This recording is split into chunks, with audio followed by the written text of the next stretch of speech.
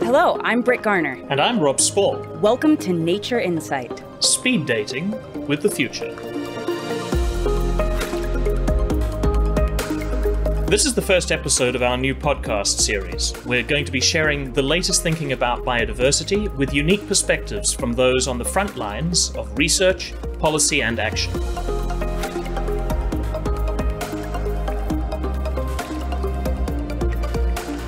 So, Britt, I'm all set up here in Germany, in Bonn. I have a makeshift studio that we've sandwiched in between some old moving boxes into our attic. And my 6-year-old daughter has even given us an hour of quiet so we can do the recording. How are things going in Montana in the US? That is very kind of her. Over here in Montana, I've got approximately 7 plus or minus 800 lawnmowers going at the same time. So I'm hoping that won't be too much of a problem. But, you know, COVID-19 means that most of us are all kind of in our own spaces right now.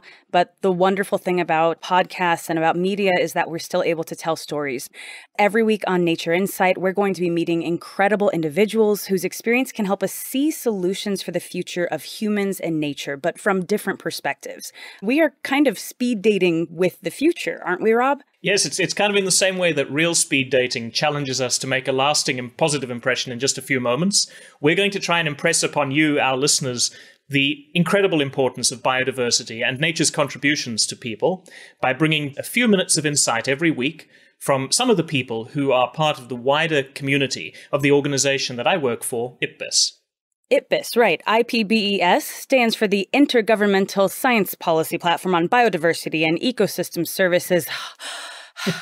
I got it out in one breath. I am so thrilled. Very impressive. We bring the best available evidence, the best available science to the attention of people who really need it to make better choices. IPBES, as you know, will usually focus our communications on decision makers, but the truth is every person is a decision maker in their own lives, and we're all really personally affected by the changes we're making to nature and to biodiversity. You and I are separated by an entire ocean right now. We are in the same species, and yet our habitats are vastly different. And I think it'd actually be really cool if we could share with each other some pieces of our habitats. And it just so happens I recorded some audio of this exact thing to be able to share with you.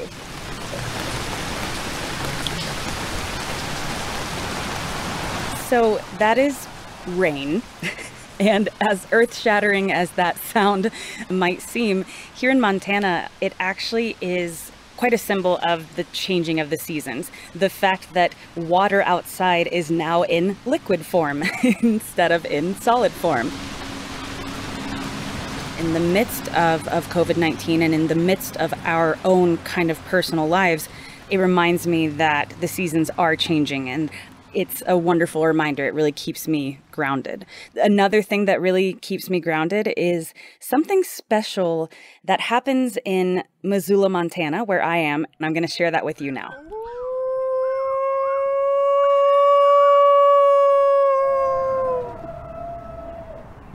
Wolves, you might say. People, you might say. A combination of both. So that is actually every night at 8 p.m. People in Missoula open their windows or go to their front porches for the last 2 months to support our frontline workers. And what an interesting thing, though, that our species uses inspiration from another species to connect to ourselves. I love both of your choices of sounds. I really like the idea of the rain symbolizing change, because in some ways it does, and it reminds us of change, but it's a reminder of constants as well as of change. And I think we've had a lot of that in nature recently, that we're dealing with things we weren't expecting, but they're things that perhaps we should have been expecting. We have some sounds from my own neighborhood that we've been experiencing during lockdown, and they've had a rather different feel.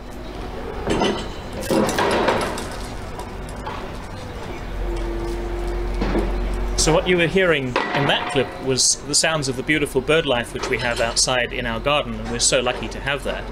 But then what you heard was the sounds of our local construction workers, who apparently don't labor under the same restrictions that the rest of us do during lockdown, and who continued to work every single day, and particularly every single morning of lockdown.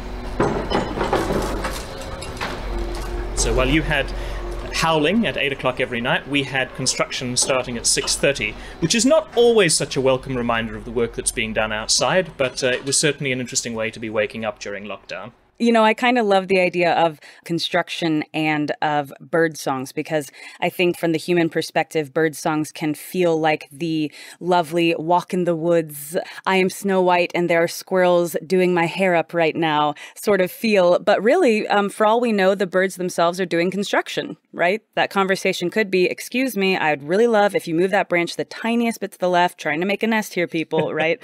It's just all about perspective. I think that kind of everyone's worldview probably has shifted in these last few months. And so we're really excited to be able to kick off this entire series by introducing you all to someone who's thought really deeply about the connection between biodiversity and the situation the world currently finds itself in. Yes, I was really lucky to catch up with one of our busiest colleagues. His name is Dr. Peter Daszak. And Peter is one of the world's leading zoologists. He's also an expert on disease ecology, which is one of the reasons he's been so busy during the COVID-19 pandemic. He's the president of the EcoHealth Alliance, which is a non-profit, non-governmental organization which supports global health. And he's helping us at IPBES plan a new expert assessment that we're working on about the links between biodiversity, health, and food. He really couldn't be better placed to talk about the situation that we found ourselves in over the last couple of months. Just to kick things off a little bit, and again, a big thanks for being our first episode. One of the things that strikes me, I guess, is that you've been doing an inordinate number of interviews and online conversations and podcasts over the last couple of weeks, almost to the point now where doing it remotely is almost got to be second nature for you. But I had a question, which was, where are you sitting and where should you have been had COVID-19 not hit us? Well, I'm in Rockland County, which is just outside New York City. Last week, I should have been at a meeting on climate change and health in Washington, D.C. This week, I should have been in Malaysia at a meeting on infectious diseases and preventing pandemics. So it is ironic. I mean, one good thing is I'm reducing my global footprint by not traveling as much, but I'm really missing the face-to-face communication with colleagues and the brainstorming and the, thinking about our future. But lockdown is hard. It's hard to keep your discipline, but it's a lot harder for people who are stuck in places where there is no green space outside to walk in, or have to stay in their apartments 24/7. It's really tough. Given that there are so many people under lockdown and who are really feeling the brunt of all of this at the moment, and there are so many of us who are actually scared and who are frustrated or deeply uncertain about the future, are we right to be blaming nature for this? Is it nature that we should be pointing the finger at bats and at pangolins and snakes and others for the impacts on our lives? Yeah, I feel really sorry for bats in particular that they're getting blamed. I mean, already they've got such a bad rap in films and TV shows and books. They're just going about their daily business, doing what they've done for millions of years. And what's happened is our population's expanded to the point we're reaching out into every single habitat. We're eating them, we're cutting down the trees they live in, we're invading the caves that they inhabit. And as a byproduct of that, we get exposed to the viruses they've carried for millions of years, which do no harm to them and unfortunately kill us. It's really our fault, actually, if we want to point the blame. You stand in a very unique intersection. I mean, you have one foot or one leg in the science of infectious diseases. You have another leg in biodiversity and in nature. How did you end up making a career out of studying these links between nature and infectious diseases? Because it doesn't seem to spring to mind as the obvious career path for a young person, certainly not before we had the COVID-19 pandemic. I wanted to be a zoologist when I was a kid. Since I was a very young boy, I was really into nature. I loved animals. And that's where I knew I wanted to work, with animals. In the Amazon was my dream. I went to university, I did a zoology degree, and I kind of realized halfway through, there aren't that many jobs for zoologists. In fact, I don't think people even do zoology degrees now. But I changed to applied zoology, and a lot of it was parasitology, which was fascinating. The idea that one group of animals lives inside another and uses it and changes its behavior. Like toxoplasma that makes people take risks, go outside more, and therefore are able to spread the infection to other hosts. It's just fascinating. And I just knew then that that's what I wanted to work on. I wanted to understand why that happens and how we can stop it. The link to wildlife has been a constant throughout my work, and it's a constant throughout pandemics. Every single pandemic has a link to wildlife. Either the virus came from wildlife or the pathogen, or genetic components of it came from wildlife, like influenza. They're all linked to human anthropogenic environmental changes. They emerge through the connections we make to nature. You know, we cut down a forest, we put a pig farm there, the pigs get exposed, we get a new virus. These things have happened and will happen unless we change the way we do that. So, you know, the connections are there. It's a really rich field, and everything we do in this field is new, and there are very few people working on it. And that's another thing that's so fascinating. You really do feel like you're pioneering new work. So you're relatively uniquely positioned, or experts like yourself are very uniquely positioned to be able to give us a perspective we don't otherwise have at this moment, given how close we are to the pandemic. Has anything about the COVID-19 pandemic been a surprise to you, or is this something you've taken almost in stride? No, I think everybody's shocked at how quickly it got out of China and became a global issue. We're going to see some countries and some communities really hit hard, and the pandemic is going to persist in those communities. The science tells us that we should treat each person equally in the face of this pandemic, or we're at risk. That's exactly it. It's people in the favelas of Rio that can't do social distancing. It's prisoners. It's the poor, the folks who have to go out and work. They're already being hit hard. People of color, the disenfranchised, the immigrants who were never properly documented, who live in townships on the edge of cities.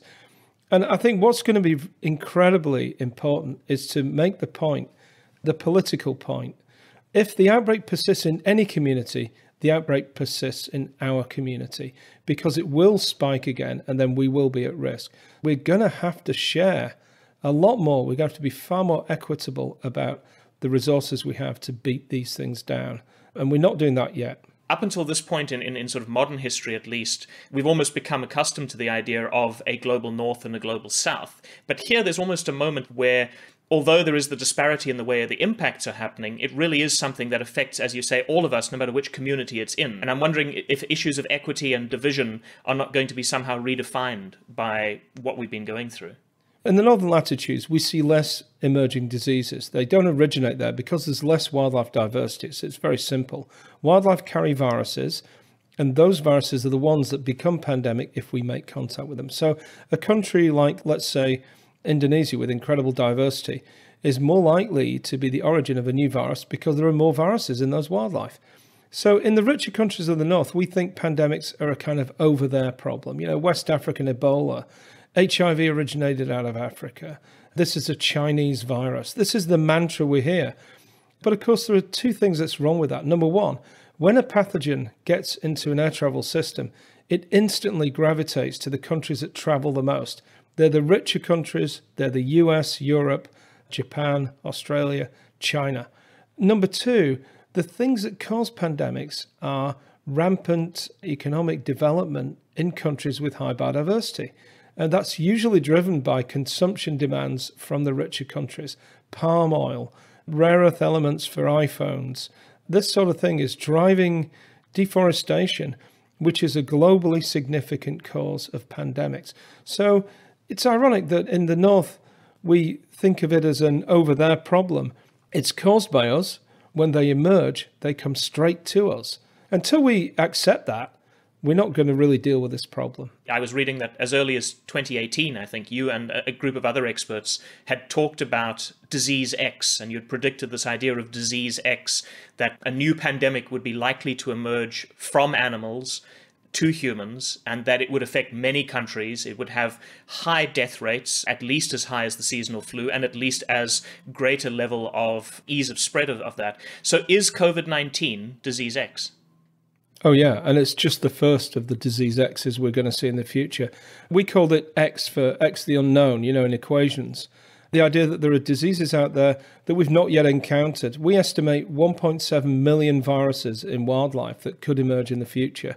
Most of them won't be able to become pandemic, but there will be lots that can. And, you know, it's just crazy to sit here and worrying about this pandemic and not get ready for those others that are ready, willing, and able to emerge. Because let's face it, we've been here before. We had Ebola from West Africa. We had H1N1 flu, HIV/AIDS. We don't have vaccines to most of those pathogens. We're not protected really from the next one, which could be a new pathogen. So let's get ready and let's understand why these things happen. You've got to focus in the work that you're doing, collaborating with IPBES, on this new study, this Nexus study, which looks at the intersections between biodiversity, nature loss, health, and food in the broader context of climate change.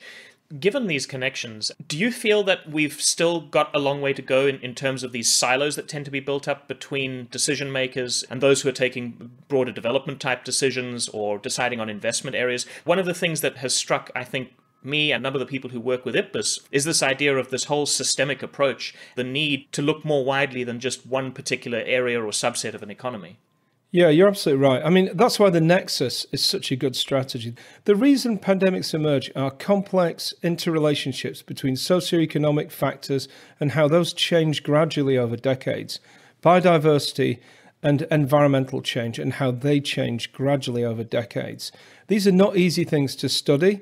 You need interdisciplinary work. You need multi-decadal research to understand them. And they're really hard to explain to policymakers who are busy and have a specific agenda around health or around the environment. To connect the two is really hard. And we've been trying for many years. There are many ways to do this. This pandemic will help do that. I think that in a bunch of ways. One way, straight away to the public. They read what's out there. They see that in North India, we can now see the Himalayas for the first time in years because of air pollution dropping, because we're on this global pause. They can read the newspaper reports about being able to see the bottom of the rivers in Venice and the canals because of the lack of traffic there. That's a positive thing. It shows us a glimpse of a new future that we can get to if we undergo transformative change. So you're not a sociologist, but I'm going to ask you a sociological type question. Is there a horrible lesson in all this? Do people have to have a personal dire impact on them or their close families to change behaviors or change choices? And does that depress you? No, it doesn't depress me. It's disappointing. I'm disappointed by our species. Politicians care about the health of their children and their voters much more than they care about you saying, please conserve Spix's macaw. It's a beautiful blue parrot that's on the edge of extinction. Okay, I've never heard of it and I don't care, is the answer. Please reduce our environmental footprint in Malaysia because the dengue outbreak this year has killed 10% of your voters and the next year outbreak is going to get worse. Okay, let's get a task force. Let's deal with it. That's the response we see when we go around the world and talk with policymakers in different countries. And we unabashedly, unreservedly, and openly use health to push the conservation agenda. I see it as a win-win. It's a collateral benefit of a health program if you do it right. If we can shift the agenda and say, look, protecting the planet is good for your health. If we change the language so that it's all around health, but it gets to these underlying causes, we will win the day. But it won't be easy. Is it possible to ever eliminate the risk of pandemics? I don't think so. I mean, I think this is part of our everyday life at doing business on the planet. With so many people out there doing so much on the ground, we're going to always be at risk, but we can definitely reduce this in a significant way. You know, we've done some analysis of people in rural China of how often they get exposed to these bat origin coronaviruses. We estimate between 1 and 7 million people a year are exposed, i.e. get infected. And those aren't people working in the wildlife trade. They're people in rural Southeast Asia, sheltering in a bat cave from the rain, using bat guano to fertilize the crops, just like in England we used to use horse manure to fertilize our crops. These are traditional people living traditional lives. That's not going to change significantly, but there are things we can do to understand those behaviors and protect them and do it in a way that's culturally sensitive. That's what needs to happen. It's not going to be easy work. It's not a simple pill or an injection, but it's a reality check on what we're doing on the planet and how we can do it better. I really appreciate that, and I share your eternal optimism in almost all things.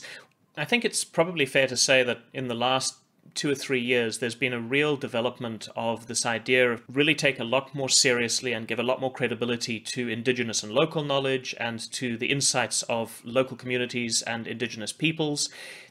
To what extent does this idea of that you've talked about, looking at the at-risk communities, to what extent do we need to be listening to these communities as opposed to just going in and trying to assist communities? It's quite interesting, actually. I mean, not all Indigenous communities, but many are disenfranchised and are the groups that will probably, some of the groups that will be hit hardest by the pandemic because they just don't have the access to healthcare for whatever reason, political, social, or just physical geography, distance, to fight the outbreak. So that's one thing. And look, we've already seen incredible activism within some Indigenous communities around health issues, whether that's the health impacts of an oil well that's polluting the rivers or mercury in fish in the Amazon. We need to listen to them and we need to support them where we can and where it makes sense. There's a real potential for that to change the agenda because, of course, many of the areas set aside by governments for Indigenous peoples are high biodiversity in the tropics, are remote areas. They're exactly the places where pandemics could emerge if those areas are mismanaged. So we could look at that as a way to a sort of health protection, if you like. And that could be a language shift and an agenda shift when we talk to politicians who are need persuading on those issues in some countries. It's a bit of a thorny issue because I remember when I used to work with the ministry in South Africa, one of the things that was always a challenge for us is if, for instance, there was a reduction in the quotas for catches of a particular fish species in a given year, there was always a counter need to find ways of helping communities that depended on that particular species economically for livelihoods to have other sustainable economic activities or help them create economic growth in an area that is more sustainable. And I suspect there's similar types of things here where you have communities who are perhaps engaged in direct development issues or direct deforestation issues, as you say, for livelihood purposes. And we would perhaps need to be looking at alternative economic opportunities that would be more sustainable in those communities. Yeah, and I think there's a really urgent issue with this pandemic around the wildlife trade. There are conservation groups out there calling for a ban to the wildlife trade. Naive and kind of irresponsible. I mean, some communities depend on wildlife for nutritional impact. They're going to suffer horrifically if that now becomes illegal. And it's also naive to think that it's going to be supported when some of these habits are 5,000 years of deep culture and tradition where a certain meal is highly valued by a community. Often it could be harvested sustainably, or even those animals could be bred in farms. So there are ways to do this that are more sensitive to the need of Indigenous peoples and local communities to continue their traditions and beliefs without a sort of knee-jerk reaction of let's ban it. A ban would also drive it underground. We've seen that already in parts of Southeast Asia. And if there's an outbreak from an underground trade, it's even harder to find the first few cases. So let's not go there, please. I really think we need to, actually, as you said, we need to first listen to local communities, why they do this, why they want to do that, and what the alternatives could be, what incentives are there. Then let's support that. To reduce the risks, as opposed to eliminate the risks of future pandemics, what are the kinds of conversations that need to be taking place in all kinds of societies, in all areas of societies that aren't taking place at the moment? What are we not talking about? We're not linking our activities to this pandemic or any future pandemic. That's the real problem. Pandemics are rare events. Even smaller outbreaks of new emerging diseases, we estimate there are about 5 new ones a year that emerge. It's not every day that you come across a bat virus in your backyard that's killing your neighbours. It's just a bizarre situation. But it happens. And when it happens, it's utterly devastating. We need to link that back to our behaviours. My iPhone is part of the problem because the metals that I need for a computer or for a phone now are mined out of the forests of New Guinea and Africa. And some outbreaks happen in those activities. So let's understand that our consumption drives this and that we're at risk. If we understand that and reduce our consumption just a little bit, everyone can do this. We can start a little movement, just reducing consumption for a better world, for a healthier planet. I think something which we've all become critically aware of in the last few months has been that there are individual actions that as a combination and together really can actually add up to make a significant change or a big difference. And that's something, again, the idea of transformative change and change that is system-wide change can be daunting for some people. It can be this vast concept, or it can be something that they say somebody else can take care of it. I don't need to worry about it. And I think one of the keys for transformative change is that it does need to happen at all levels, at all scales, even at the very individual personal level. And we can show leadership with that too. You know, we can show leadership as the environmental community, as the health community, in ways to avoid pandemics in the future. So let's also change behaviors around the dinner table. Let's eat a little bit less meat, a little bit more vegetables. That's pretty good for your own personal health, but it's also good for planetary health. Let's stick our neck out a little bit, all of us, and start trying to protect the planet from these things. It's a great call to action for all of us in the whole community. Peter, thank you so much for your time and for sharing your perspectives, your expertise with us. And it's been such a great pleasure chatting to you about all of this. Always a pleasure.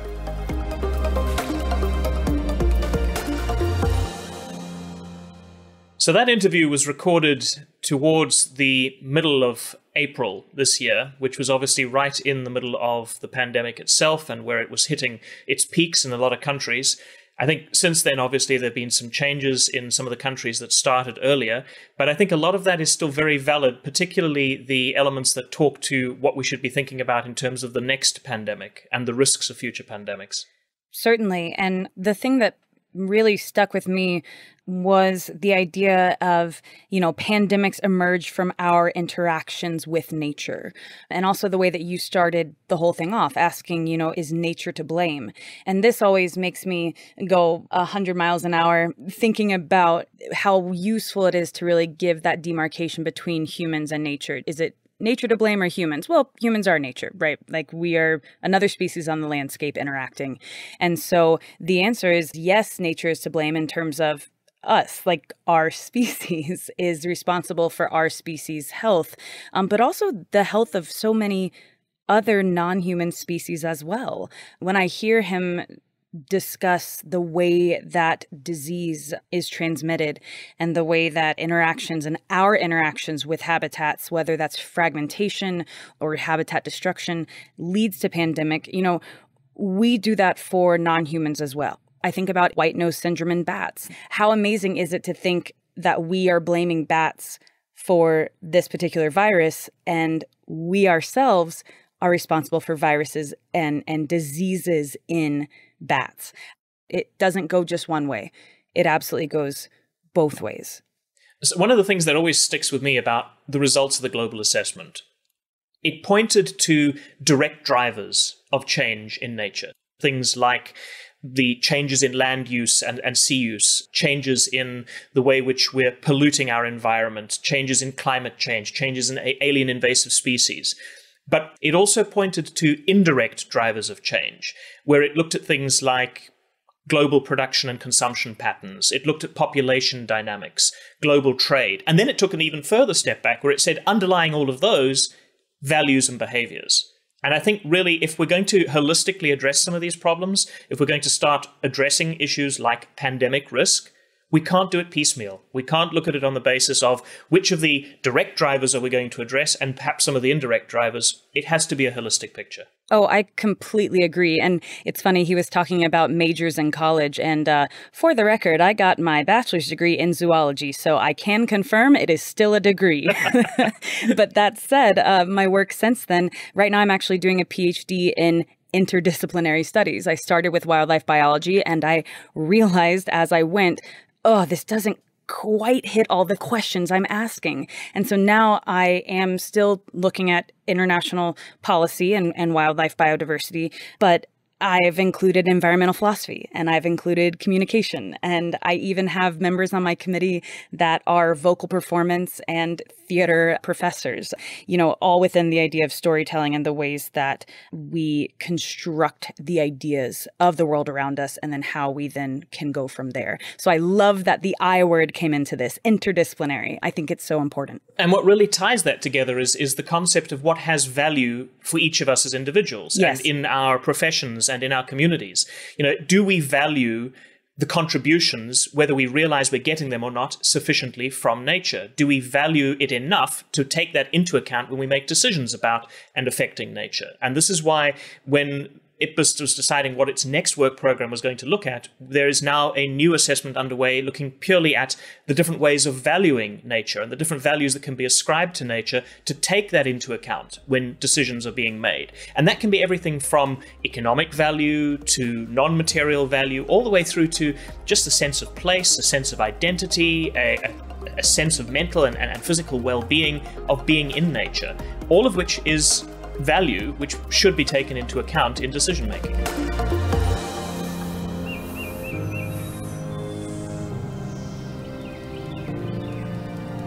That's it for this first episode of Nature Insight, Speed Dating with the Future.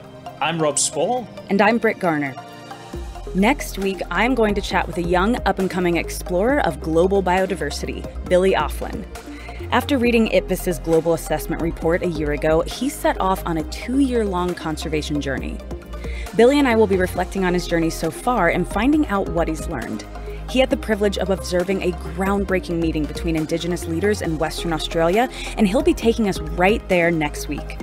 So make sure you subscribe to this podcast and let others know about the series if you think they would enjoy it too. And in the meantime, you can learn more about IPBES's work on our website at www.ipbes.net or on any of our social media channels. Just search for @IPBES, that's @IPBES. Thanks for listening. We'll be back next week.